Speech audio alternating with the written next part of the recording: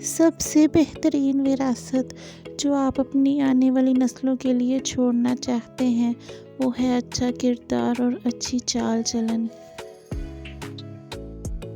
اور ہم اس معاشرے کا حصہ ہیں جہاں بہن کے گھر سے پانی پینا حرام سمجھا جاتا ہے اور اس کا شرعی حصہ ہڑپ کرنا حلال جانا جاتا ہے۔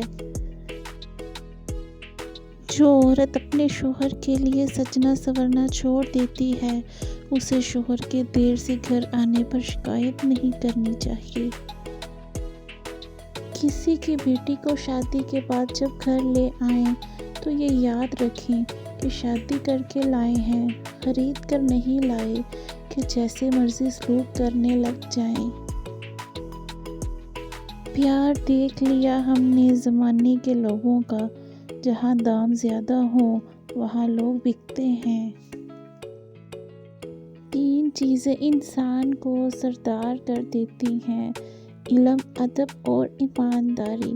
اپنی نسل کو یہ چیزیں سکھائیں۔ سردار نہ بھی بنے مگر اس دنیا میں ذلیل نہیں ہوں گے۔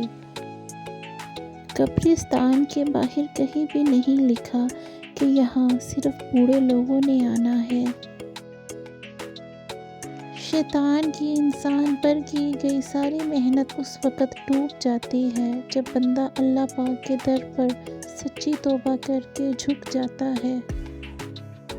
ہر اچھی بات جو تم زندگی میں سیکھو پہلے خود اس پر عمل کرو اور دوسروں تک پہنچاؤ، شاید دوسروں کو بتانے پر اس کی زندگی پر اچھے اثرات پڑیں اور تمہاری آخرت بھی سنور جائے۔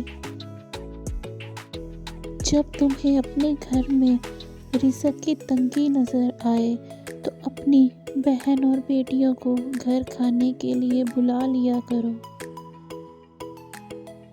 شریف اور طاقتور انسان کی پہچان یہ ہے کہ جب اس کا مقابلہ کسی کمزور سے پڑ جائے تو وہ خود پیچھے ہٹ جائے۔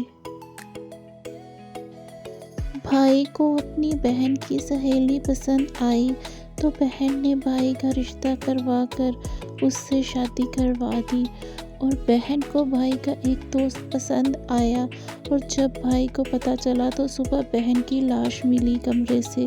یہ اس معاشرے کی تلخ حقیقت ہے۔ ہمارا رب ہمارے دکھ اور درد ہمارے ساتھ بسنے والے انسانوں سے زیادہ بہتر جاننے والا ہے۔